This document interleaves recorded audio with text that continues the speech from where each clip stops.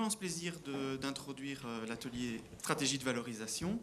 Je vous présente Béatrice Vial, qui a accepté gentiment et courageusement aussi d'animer cet atelier. Elle nous vient de France, de Bretagne plus particulièrement. Béatrice est docteure en droit. Elle a fait une thèse en droit communautaire. Et puis, elle a travaillé à l'université de Rennes, essentiellement dans le montage de projets européens au début, et elle a basculé progressivement vers la valorisation.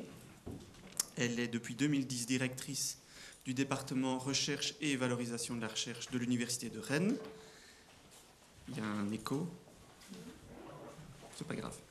Et ce qui est important aussi, c'est de savoir que Béatrice, à Rennes en général, et en Bretagne en particulier, les universités travaillent très très fort en coopération, un peu comme au sein du réseau Lieu. Et donc Béatrice travaille au sein du réseau Bretagne Valorisation avec les autres universités. Et il y a aussi le réseau Curie, qui est le réseau des services de valo français, au sein duquel Béatrice assure la présidence de la commission sciences humaines et sociales. Donc c'est aussi à ce titre-là que nous l'avons invitée aujourd'hui. Est-ce que j'ai rien oublié? Je ne t'ai pas embarrassé. Hein. Voilà, donc je lui passe la parole et elle va vous expliquer comment ça va fonctionner.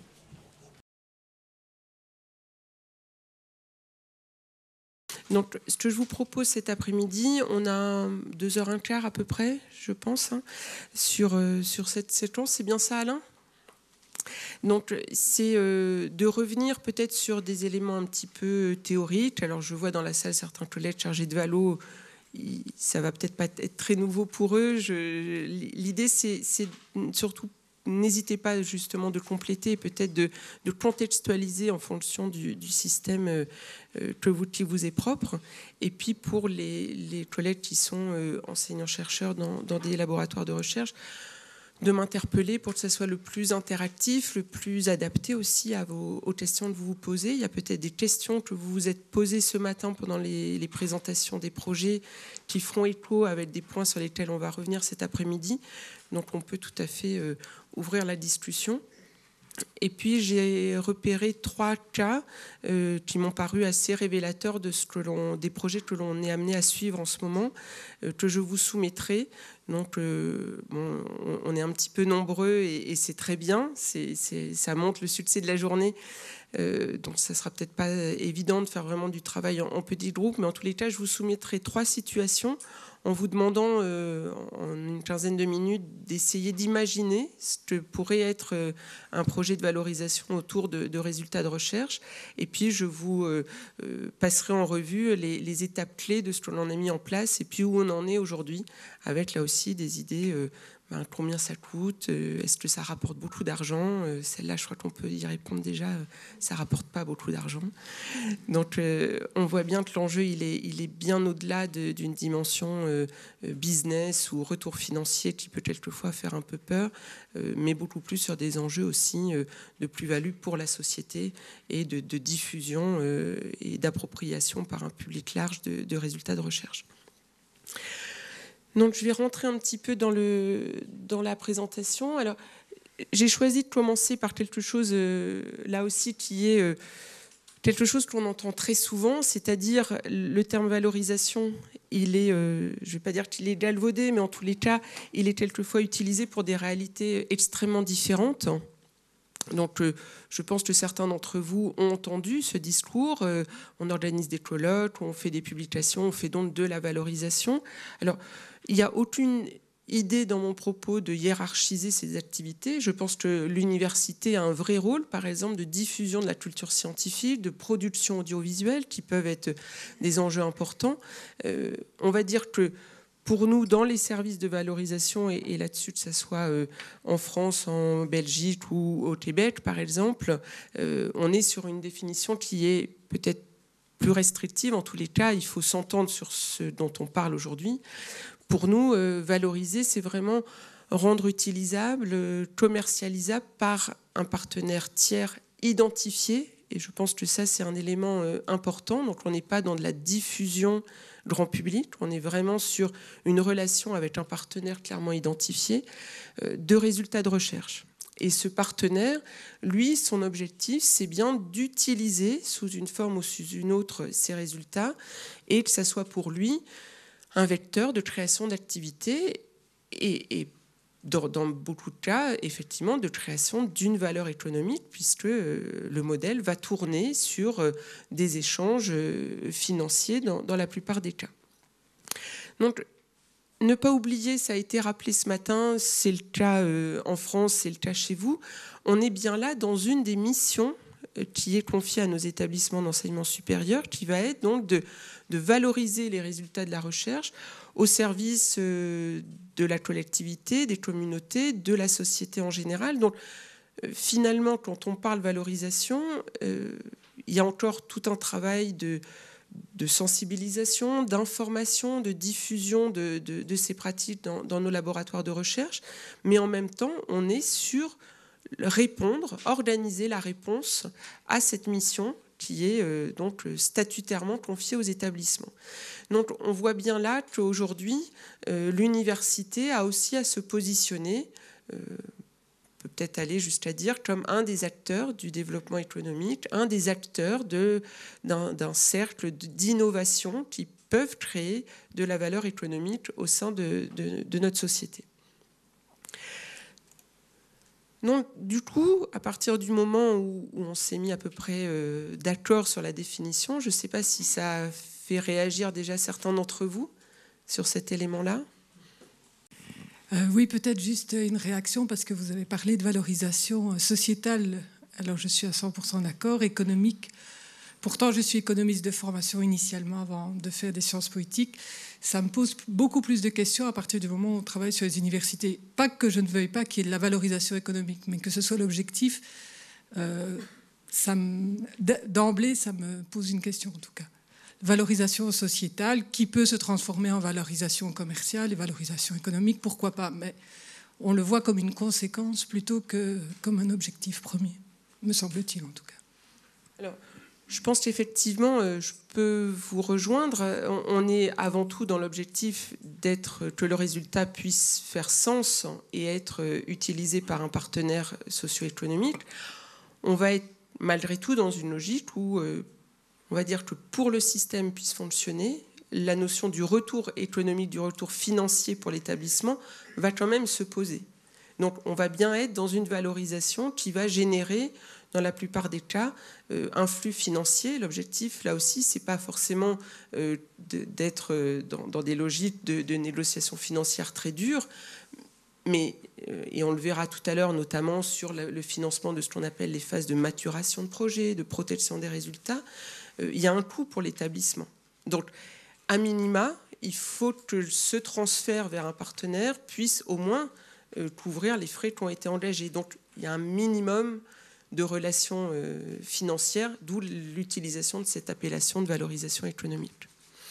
Mais c'est plutôt, j'introduis aussi cette notion de valorisation sociétale pour ne pas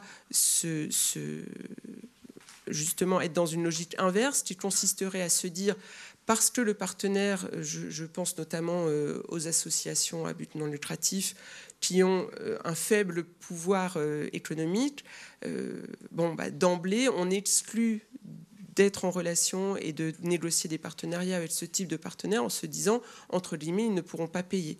On peut, dans certains cas, et ça peut être accepté par l'établissement, d'être vraiment dans une logique de retour financier très faible au regard de son investissement, parce qu'il considère effectivement qu'il a là une mission d'intérêt général et que la diffusion sociétale doit l'emporter en tout état de cause.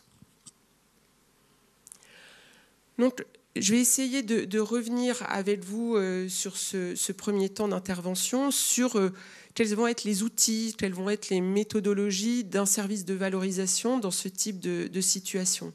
Vous l'avez bien compris, je pense qu'un bon projet de valorisation, c'est aussi un projet d'équipe entre des chercheurs motivés qui ont ce souci, ce désir, cette envie de travailler avec des partenaires qui ne sont pas des partenaires nécessairement habituels pour eux, et puis une équipe de chargés de valorisation qui va aider finalement à prendre en charge les aspects qui ne sont pas du tout dans le cœur du métier du chercheur, que ce soit justement réfléchir à une stratégie commerciale, de recherche de partenaires, de fixer un prix de vente, des problématiques qui sont très loin du chercheur, mais qu'il va falloir vraiment construire en partenariat entre les chercheurs et l'équipe de valorisateurs.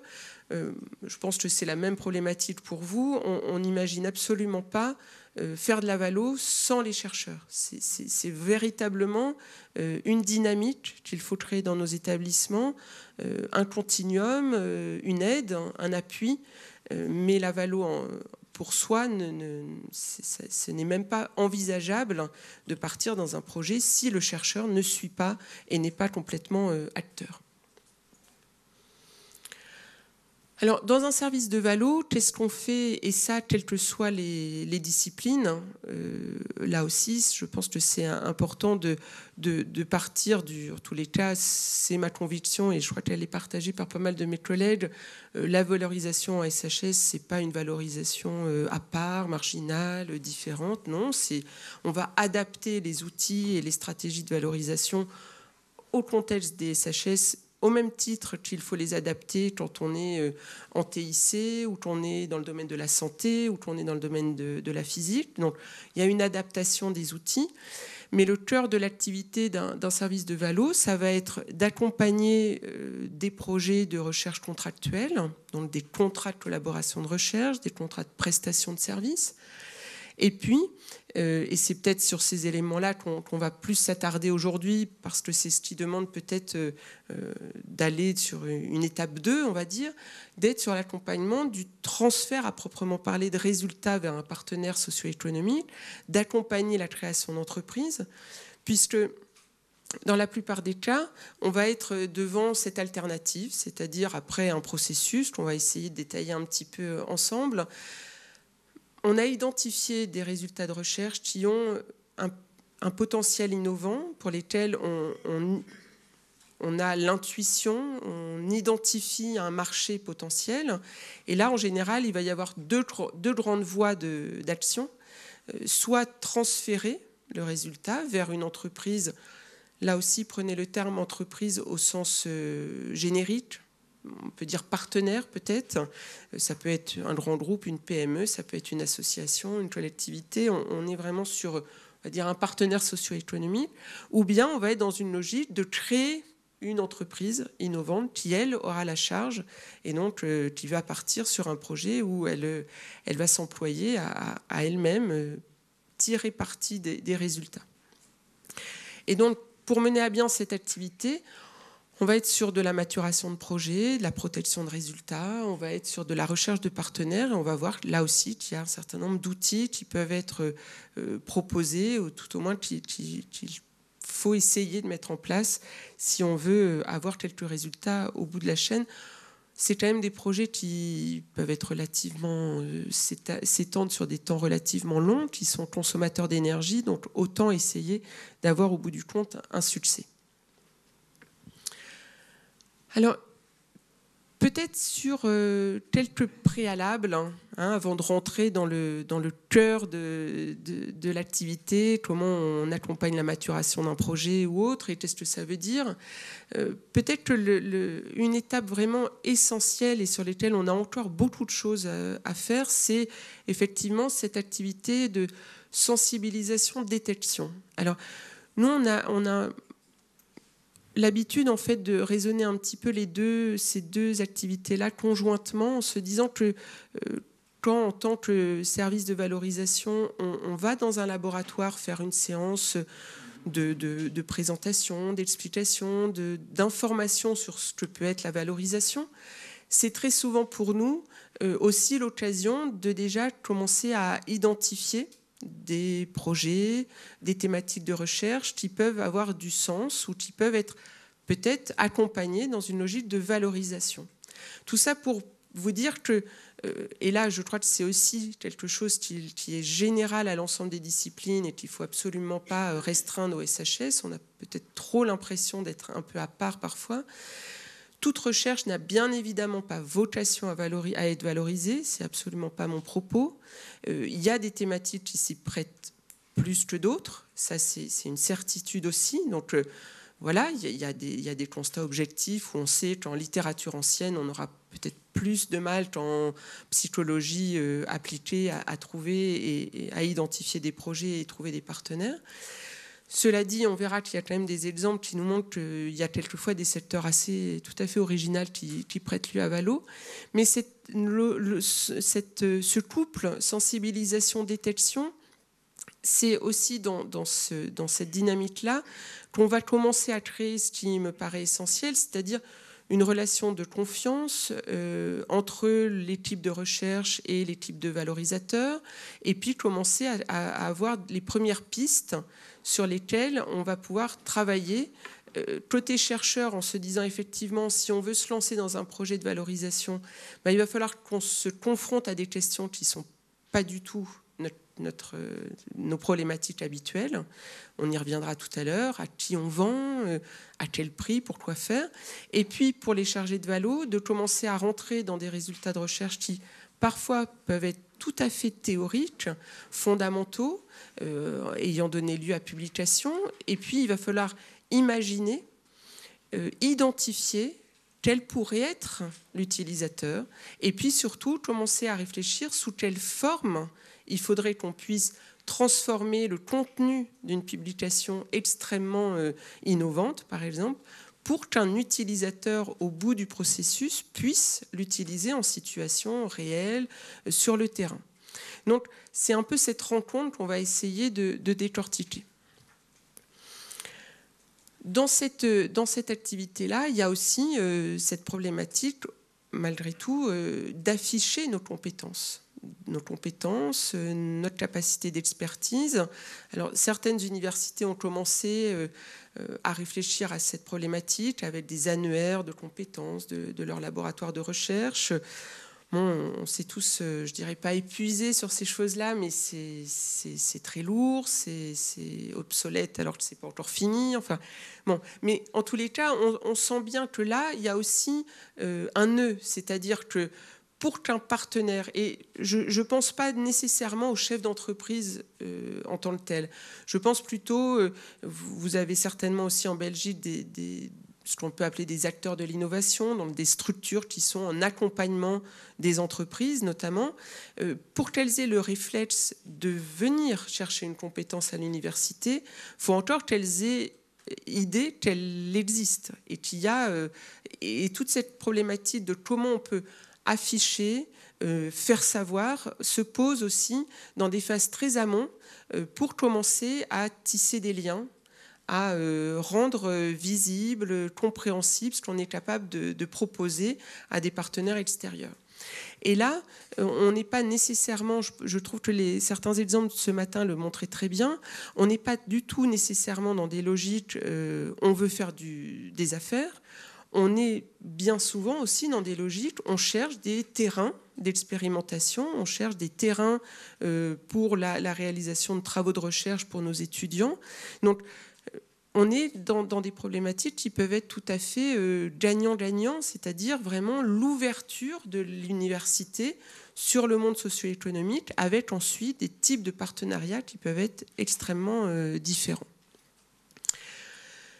Donc une fois qu'on commence à se sentir un peu à l'aise, nous avec vos résultats de recherche et vous avec notre langage qui peut paraître un peu aussi un jargon à certains moments, il va se poser la question de peut-être, si le projet s'y prête, de protéger certains résultats, au moins de les dater. Donc on a des procédures qui permettent de dater des résultats, c'est-à-dire d'avoir une preuve opposable que le résultat la méthode a bien été développée à telle date. On va être aussi amené à identifier peut-être des savoir-faire qui peuvent être propres au laboratoire.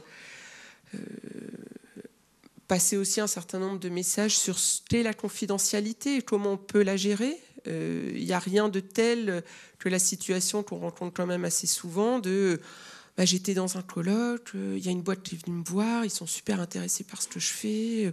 Je leur ai parlé 3 heures de mes résultats de recherche. Bon, et puis finalement, ils sont pas revenus me voir.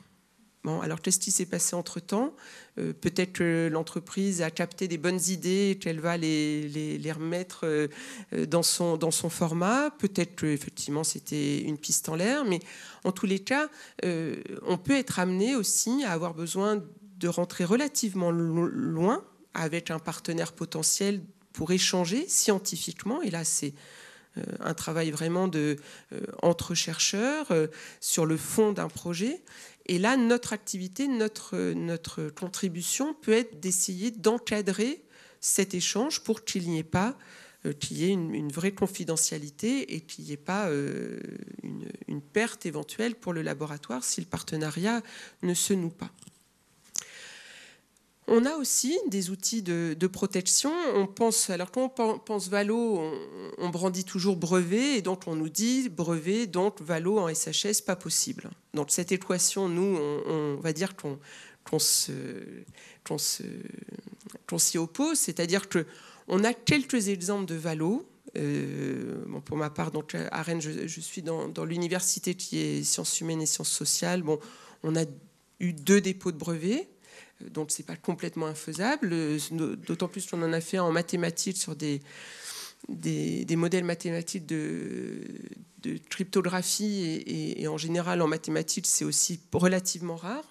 Mais effectivement, pour nous, le brevet ne va absolument pas être un enjeu. On a plutôt des exemples presque exotiques et tout à fait exceptionnels.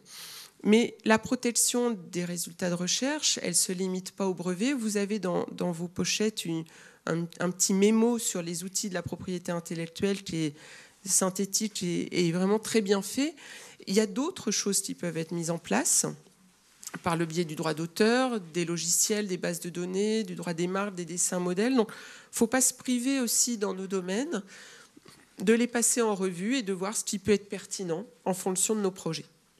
Et puis, dans certains cas, la meilleure protection peut être aussi le secret, parce que c'est ce qui va être le plus intéressant.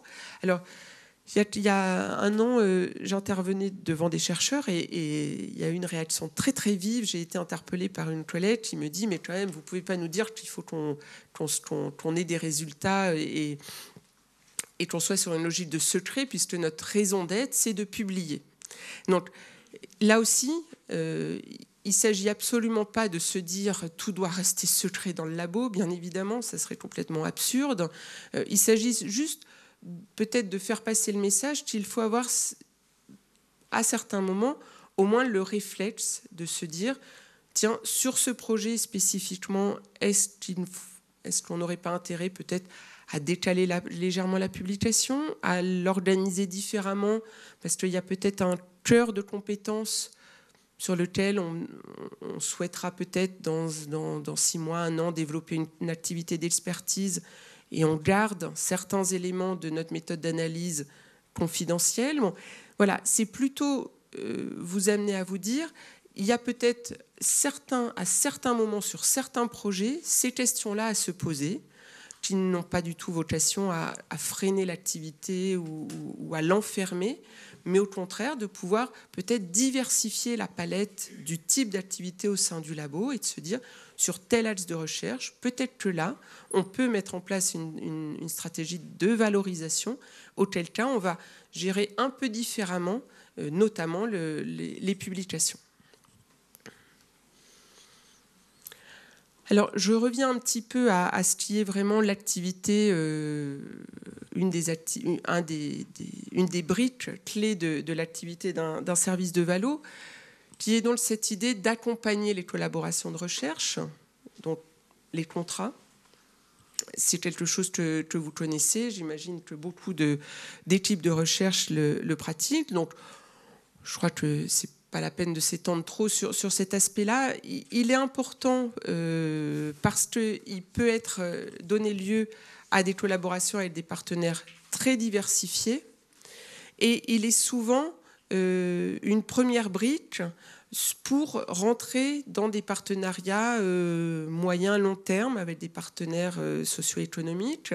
On évoquait ce matin les chiffres et donc Corentin nous faisait part qu'il y a un dispositif un peu équivalent sur la région de Bruxelles. Bon, là aussi, ça va passer par du contrat de collaboration de recherche. On n'est pas sur un transfert de résultats à proprement parler, mais c'est quelque chose qui permet au laboratoire de nouer des partenariats, d'évaluer aussi et de cerner ce qui peut être intéressant pour un partenaire extérieur et quelquefois de déboucher à terme sur un véritable projet de transfert. Donc il y a un lien vraiment étroit. Nous, on y voit aussi un lien très fort, c'est que dans les contrats, on a des enjeux de propriété des résultats qui sont produits par ces contrats.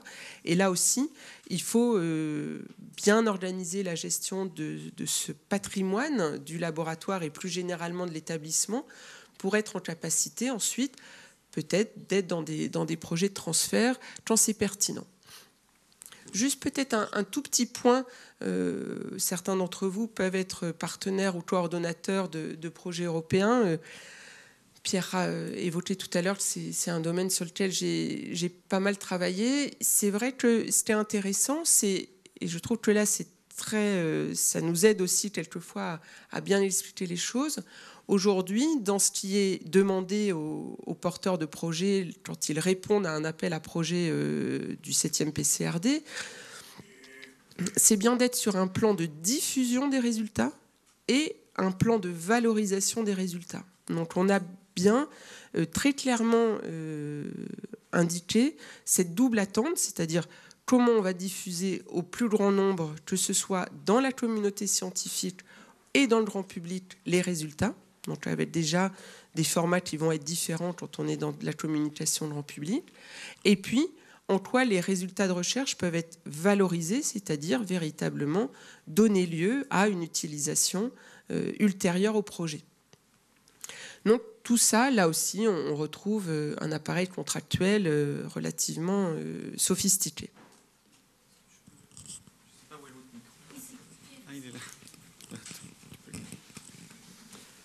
Je voudrais juste ajouter, c'est un peu pour rebondir sur la première intervention, c'est que même dans les domaines technologiques poussés, les retours vers les institutions, vers l'université, les retours financiers, en majorité, c'est des futurs contrats.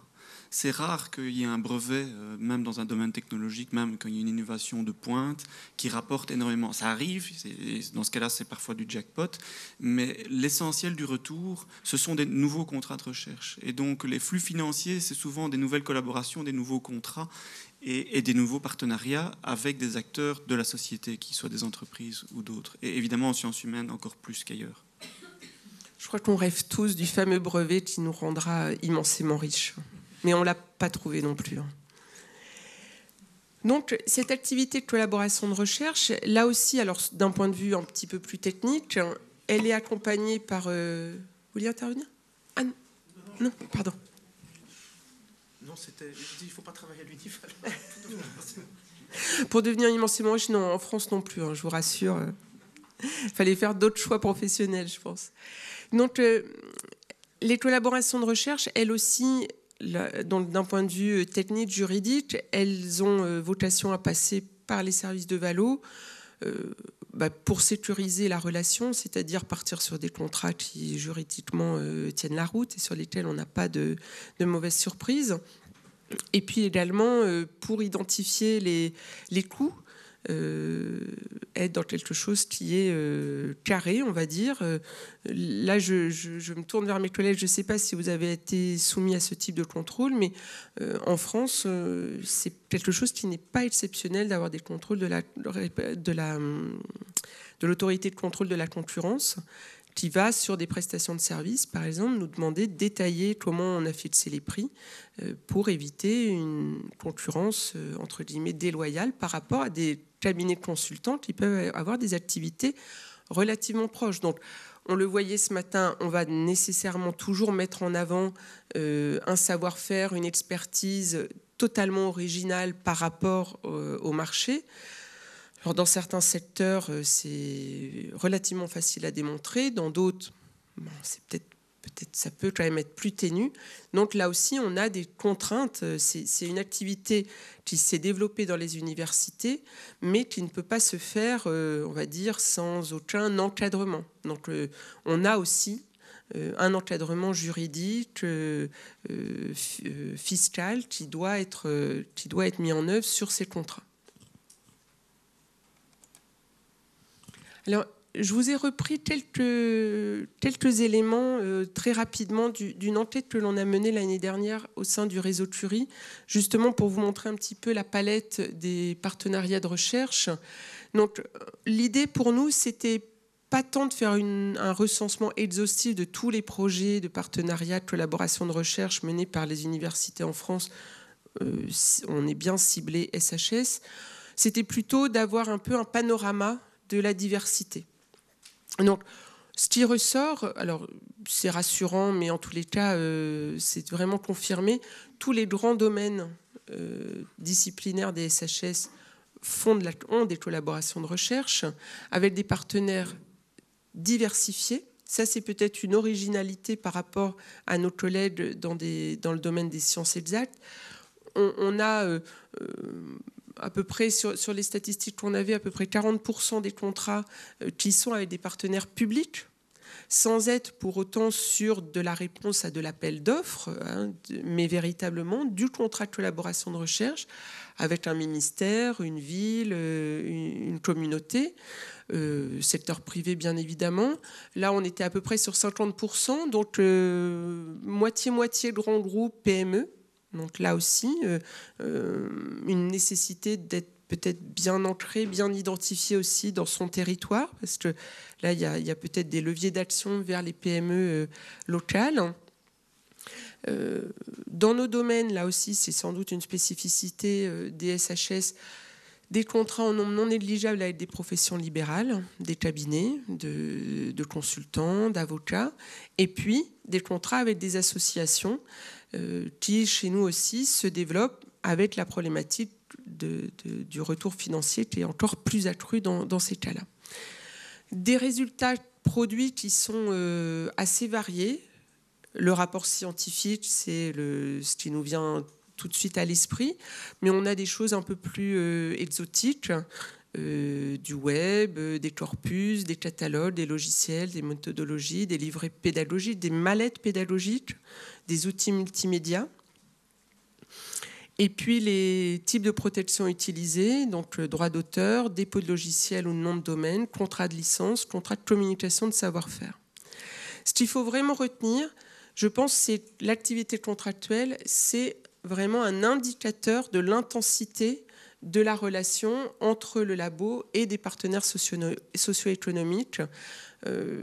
C'est peut-être, il n'y a aucune côté péremptoire dans ce que je vais dire, mais envisager d'être vraiment dans une logique, par exemple, de création d'entreprise issue du labo, quand on n'a jamais dans le labo pratiqué, par exemple, ne serait-ce que du contrat, c'est peut-être faisable, mais voilà, ça va demander vraiment un changement peut-être de mentalité, ou en tous les cas, l'acquisition de compétences encore plus importantes. Donc, c'est une première étape, on va dire, pour construire une stratégie de valo. Alors ensuite, donc, deux grandes voies peuvent s'ouvrir quand on a donc fait tout ce cheminement de détecter notre résultat et de le protéger. Création d'entreprise ou contrat de transfert. Ils peuvent être de plusieurs types. On peut être amené à faire du contrat pour communiquer un savoir-faire. On peut être amené donc vraiment un savoir-faire propre au laboratoire qu'on va donc transmettre à un partenaire qui pourra l'utiliser. Il peut y avoir de la licence, de la cession de logiciels, de marques. Donc un certain nombre de choses peuvent être mises en place. Et puis, pardon. Donc on dit généralement qu'il y a 3 voies de valorisation, c'est de là plus la troisième qui est partenariat public-privé. Non ? Création de partenariats public-privé pour exploiter l'innovation. Alors, est-ce que vous l'arrangez, c'est ce que peut-être nous on mettrait plutôt dans la relation de collaboration de recherche ? Ça se traduit comment ? Ça va dans le sens de la collaboration de recherche, mais en général, ici en Belgique, et en Wallonie en particulier, donc on distingue les 3 grands axes de valorisation qui sont le brevet, la spin-off ou le partenariat public-privé. C'est ce que nous, on mettrait, qu'on met dans la catégorie que je viens juste d'évoquer avant, qui est la collaboration de recherche, je pense. Où là, vraiment, on est sur des projets en partenariat. Vous êtes sur des projets en partenariat entre un labo et un partenaire socio-économique qui peut être nécessairement privé ou ça peut être aussi avec un partenaire public. Les deux. Ça rentre aussi beaucoup dans le contexte du fameux plan Marshall en Belgique et des pôles de compétitivité. Donc, pour rentrer un projet dans le pôle, il faut au minimum 2 entreprises privées et 2 institutions publiques ou 2 institutions de recherche. Oui, donc clairement pour nous, sans du tout que ça soit... si je reviens là, j'aurais pu mettre 3. Si c'est plus simple pour vous. Disons que la collaboration de recherche, c'est pas qu'on la met à part, c'est vraiment une brique importante de la Valo. C'est géré par nos services de Valo. On va dire que c'est une activité qui va sous-tendre toute la vie du labo. Et puis, il y a des projets qui, eux, sont peut-être encore plus spécifiques ou demandent un accompagnement encore plus resserré de la part du service de Valo, qui sont donc des projets où là, on va soit vers une création d'entreprise, soit véritablement vers un transfert. Mais on retrouve, j'évoquais tout à l'heure, donc 3 grands types de contrats, prestations de services, contrats de collaboration et consortium. Nous, on va rentrer dans cette catégorie-là, par exemple, tous les projets avec les pôles de compétitivité. C'est quelque chose qui, c'est depuis 2-3 ans, on en a plus. Alors là aussi, on assiste à des phénomènes de vases communicants. Je ne sais pas si vous avez observé le même phénomène, mais on a plutôt moins de collaboration de recherche depuis quelques années et plus d'accords de consortium et de projets collaboratifs avec des entreprises dans le cadre des pôles de compétitivité. On voit un déplacement du curseur. Bon, les modèles économiques derrière ne sont pas les mêmes et les entreprises se positionnent plutôt sur ce type de projet. Mais oui, on est là clairement sur du co-développement de résultats. Et c'est souvent à l'issue de ce résultat que va se poser la question, que fait-on des nouveaux résultats obtenus ? Est-ce qu'on a un deuxième contrat qui sera un contrat de transfert du résultat vers un des partenaires du consortium ? Est-ce qu'on embraye sur une autre phase de contrat de recherche ? Là, il y a des discussions à avoir. D'autres questions ?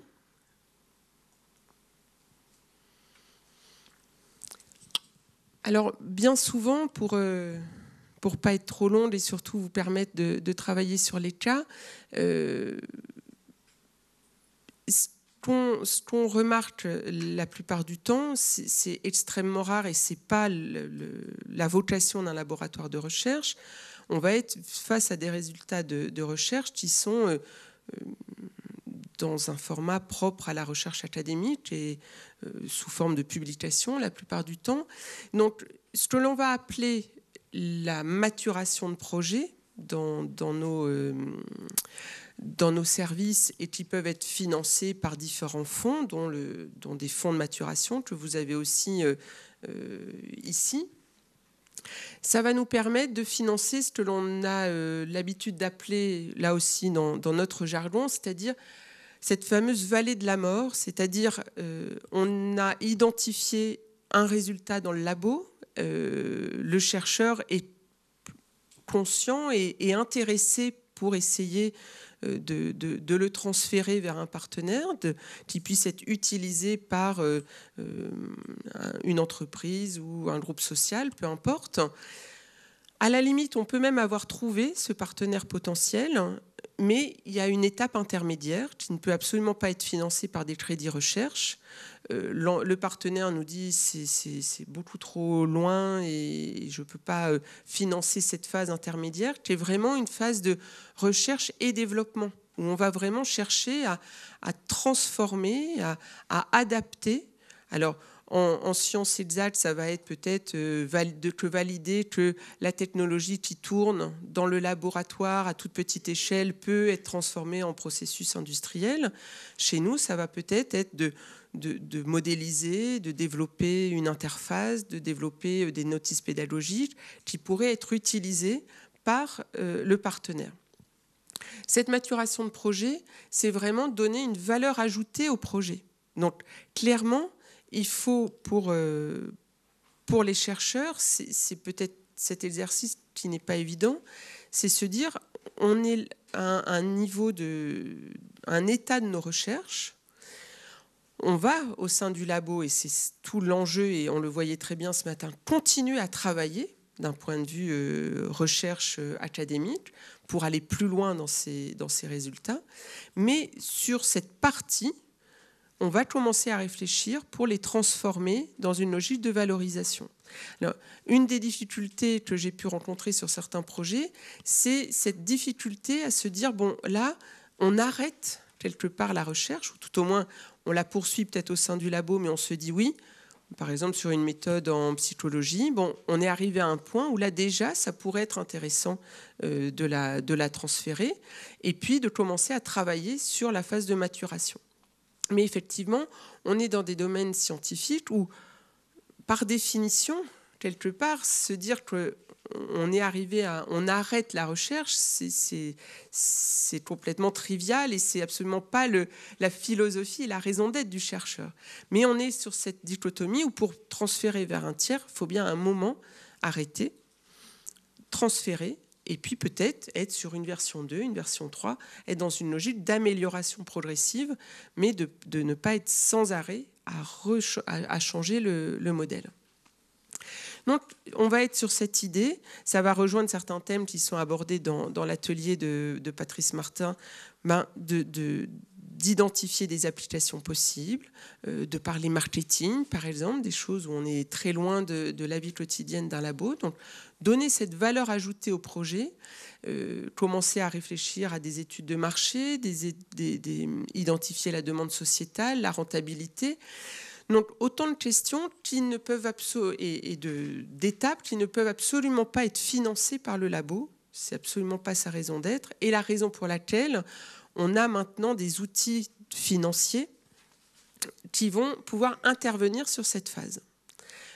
J'ai cru comprendre, d'après ce que me disait Pierre tout à l'heure, qu'ils ont peu de projets SHS à émerger au fond de maturation. Donc, il y a peut-être des opportunités aussi à saisir. Je pense que les premiers projets SHS qui se présenteront seront peut-être regardés aussi, je dirais pas avec bienveillance, mais en tous les cas, il ne faut pas hésiter. Et on verra tout à l'heure que c'est des choses où on commence en France, dans certaines universités, à réussir à faire rentrer des projets à côté de projets technologiques dans ces dispositifs et avec des résultats qui sont tout à fait intéressants.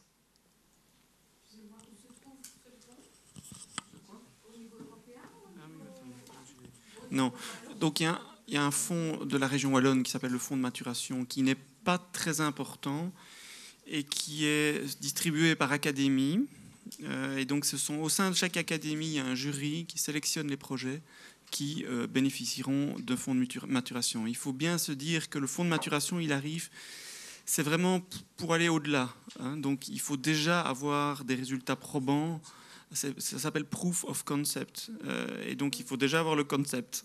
Et puis, oui, donc ça veut dire que ça arrive après. Donc, si vous voulez démarrer un projet de valorisation maintenant, c'est probablement pas cet outil-là que vous devez mobiliser en premier lieu. Par contre, il vous sera peut-être utile pour, quand vous avez votre projet bien abouti, vous savez plus ou moins quel est le client final, client entre guillemets. Alors, ce fonds peut vous donner le coup de pouce pour aller jusque sur le marché, même si dans le marché, ce n'est pas nécessairement des entreprises. On est vraiment sur une logique de processus.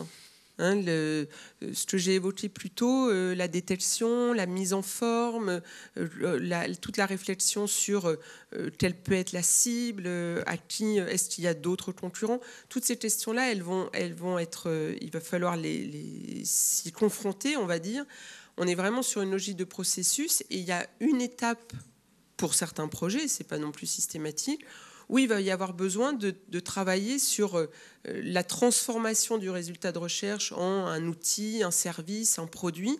Et les fonds de maturation vont intervenir sur cette phase qui est relativement aval, mais qui a tout son sens. Et dans la terminologie, c'est vraiment ça. C'est la preuve du concept, c'est essayer d'éprouver l'idée en fonction d'une réalité de marché et voir si ça peut fonctionner.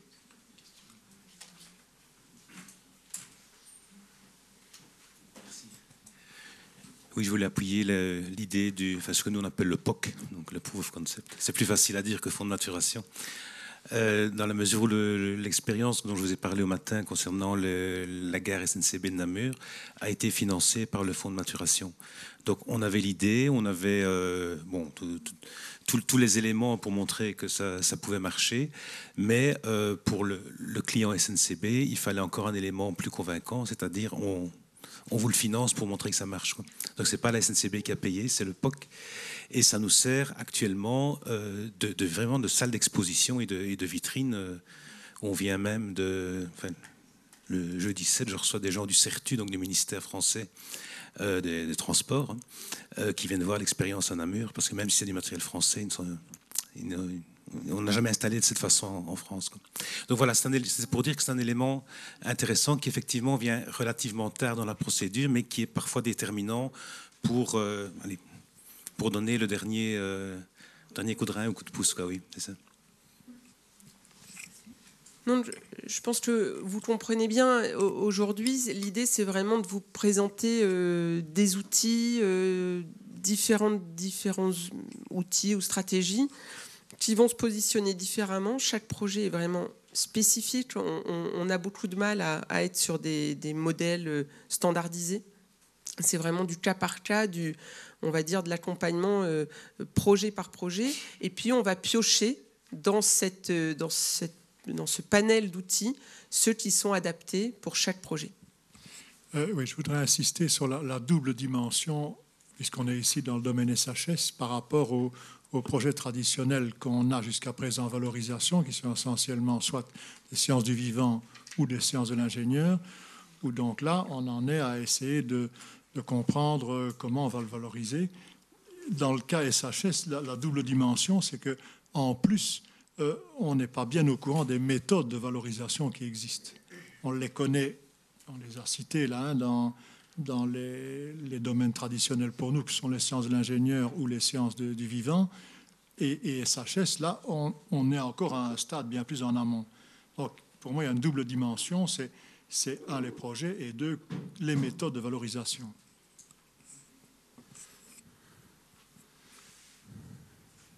D'autres remarques? Donc, parallèlement, quand c'est pertinent à cette phase de maturation, c'est-à-dire où on va essayer de... un des éléments sur lequel il faut être bien au clair et qui demande à vraiment être encadré par des cahiers des charges justement de projets assez fins, c'est que c'est plus de la recherche. On est bien là, on n'est pas là à financer une phase 2 du projet initial. On est à financer un autre projet qui consiste à travailler sur, en faisant simple avec des grandes guillemets, un démonstrateur qui peut convaincre un partenaire de partir avec nous dans le projet. Parallèlement à cette étape, qui arrive donc assez loin dans le processus, la problématique, ça va être de rechercher ce fameux partenaire. Alors, dans des cas rares, on l'a dès l'origine parce que, justement, très souvent, quand le projet découle d'un contrat de collaboration de recherche, il y a des relations anciennes qui sont nouées et donc ça peut faciliter les choses, même si bien se connaître a aussi des aspects quelquefois complexes à gérer. C'est-à-dire que là, tout d'un coup, peut-être falloir aborder des questions plus compliquées, financières et autres. Mais en tous les cas, dans la plupart des projets, le partenaire, on ne l'a pas dès l'origine. Donc, parallèlement à la maturation du projet, on va commencer à travailler sur des stratégies de recherche de partenaires. En fonction des projets, ce sera entreprise, collectivité, association, où on sent éventuellement un besoin que l'on pourrait satisfaire. Et les deux vont être liés. Et la phase de maturation, plus vite on va identifier un partenaire qui est et qui nous manifeste qu'il est intéressé, plus tôt donc on va pouvoir peut-être adapter la maturation, cette phase de maturation en fonction de la situation du partenaire et essayer de répondre au mieux à ses besoins. Et puis dans d'autres cas, on va aller au bout du processus. Donc on aura notre fameux démonstrateur qui va prendre des formes très différentes en fonction des thématiques de recherche. Et puis on sera toujours dans la recherche de notre partenaire. Et puis il y a concrètement des fois où on va le trouver, et puis des fois on ne va pas le trouver. Donc ça fait partie des risques, puisque ce sont des projets qui comportent un risque, c'est-à-dire qu'on est véritablement dans une démarche où on va essayer de pousser, on est sur ce qu'on appelle du techno-push, on va essayer de pousser les technologies vers les partenaires socio-économiques, avec peut-être avec des chances de succès, et puis dans certains cas, donc, des risques d'échec. Alors, ce qu'on va être amené, là c'est pour vous donner un petit exemple sur des outils qu'on met en place, on est amené dans ces cas-là à rédiger par exemple des offres de transfert, des offres de compétences, ça peut prendre des terminologies différentes. C'est ni plus ni moins que des outils de communication. Donc là, on commence déjà à sortir de la publication scientifique. Ça va être une étape qui est quand même relativement importante parce que ça va être une étape où on va être amené à commencer à réfléchir non plus dans une logique de communication vers des pairs, vers la communauté scientifique, mais vers le monde socio-économique, et avec un changement de langage qui est absolument indispensable. Donc ça, c'est une première étape sur laquelle on a pas mal travaillé l'année dernière au sein de mon service pour essayer de rendre compréhensibles nos offres de transfert, nos offres de compétences à la bonne cible. C'est-à-dire qu'il ne s'agit pas finalement, c'est toujours un peu perturbant pour le chercheur que le chercheur s'y retrouve. Il s'agit que le partenaire auquel on s'adresse comprenne ce qu'on veut lui dire. Et déjà là, c'est une étape qui n'est pas tout à fait aisée. Alors, on est aussi dans des logiques, du coup, d'affichage sur le web, mais aussi de démarches de participer à des salons professionnels, par exemple, où là, l'objectif, c'est de capter l'attention, c'est d'essayer qu'un partenaire repère ce que le laboratoire peut proposer et envie d'aller plus loin. Bien évidemment, ce document de communication, il va être succinct, il est là pour donner envie d'en savoir plus et d'être le premier, un outil qui nous aide à communiquer et à pouvoir repérer et susciter l'intérêt. Mais déjà, du coup, on va être amené à se poser quelques questions, c'est-à-dire qui émet l'offre ? Donc, là, on revient sur des questions un peu plus juridiques, mais il va falloir, par exemple, bien positionner et bien clarifier qui a travaillé sur le projet.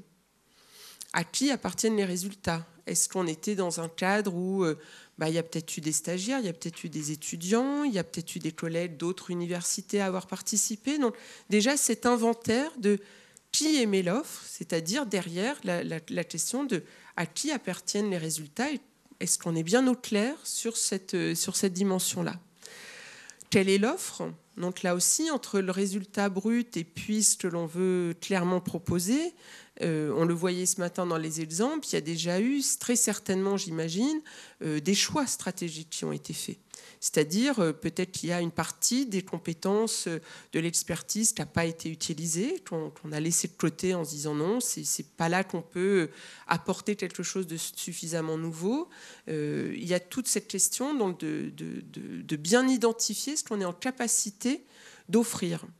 Je crois que c'était sur l'archéologie préventive, ils indiquaient ce matin, oui, on était arrivé aux limites de ce que l'on pouvait proposer en termes de réactivité, assurer la continuité du service. Bon, si on cherche un partenaire, il faut qu'on ait sécurisé cette question-là. Si on trouve notre partenaire, est-ce qu'on est capable de lui apporter ce qu'on lui propose? C'est-à-dire, est-ce qu'il n'y a pas un risque là, finalement, parce qu'on est une toute petite équipe, parce qu'on a un des professeurs très impliqués dans le projet qui va peut-être bientôt partir. Bon, il y a toutes ces questions-là qu'il faut aussi bien circonscrire.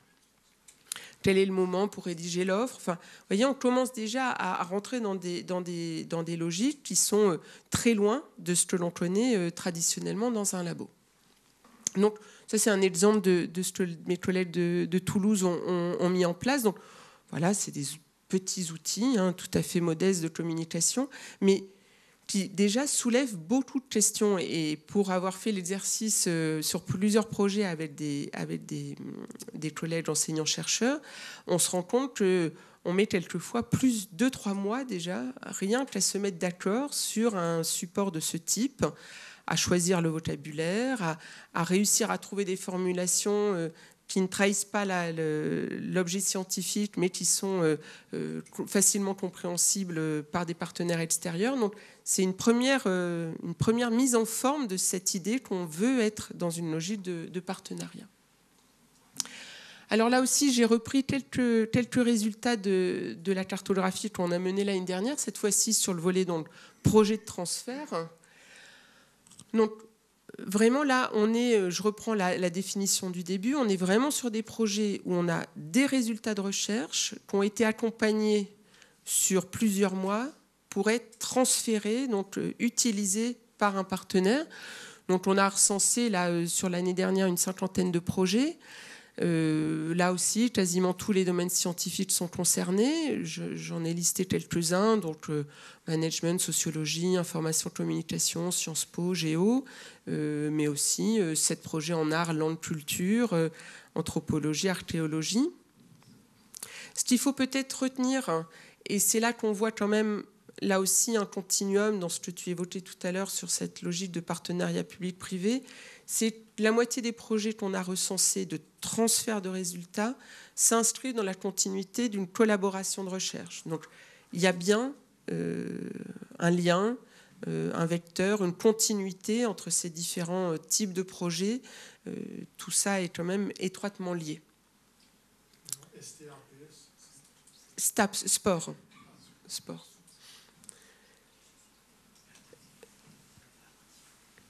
Donc du coup, donc voilà, ça vous donne un petit peu une idée. Pour continuer, donc 30 projets sur les 49 projets là qu'on avait étudiés, 30 ont bénéficié donc d'un soutien provenant d'un financeur ou d'un autre, mais clairement il y a eu une phase de maturation du projet. Et puis là aussi, donc 8 ont donné lieu à la rédaction d'une offre, présentation sur des salons, des études de marché. Donc ça, c'est des projets qui sont en cours d'accompagnement au sein des établissements. Et peut-être pour finir, avant justement de vous donner un peu la parole à vous et de vous mettre un peu à contribution, et puis aussi pour faire un peu le lien avec l'atelier de Patrice Martin, finalement, se lancer dans un projet de valorisation pour une équipe de recherche, ça va être... une fois qu'on a identifié un projet qui pourrait peut-être donner lieu à Valo, il va y avoir beaucoup de questions à se poser pour véritablement commencer à cerner, à la fois d'un point de vue concurrentiel, c'est-à-dire finalement quand on pense avoir une idée que personne n'a eue, c'est souvent qu'on n'a pas bien cherché, ou alors qu'on est absolument génial. Mais c'est quand même très rare aujourd'hui d'être dans un domaine totalement vierge. Donc il faut presque toujours se positionner par rapport à des concurrents, entre guillemets. Ça peut être aussi d'autres labos de recherche d'ailleurs. Mais quelles sont les méthodes alternatives? Comment ils se positionnent? Comment on peut s'articuler? Comment on peut se différencier par rapport à ce qui existe?